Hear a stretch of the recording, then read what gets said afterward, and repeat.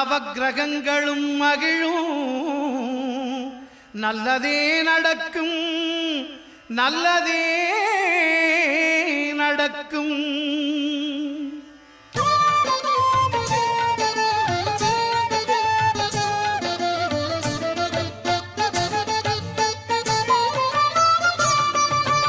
9 கோளும் ஒன்றாய் காண அங்கு கற்பகம் என்னும் கடவுளின் மெய்யில் 9 கோளும் ஒன்றாய் காண அங்கு கற்பகம் என்னும் கடவுளின் மெய்யில்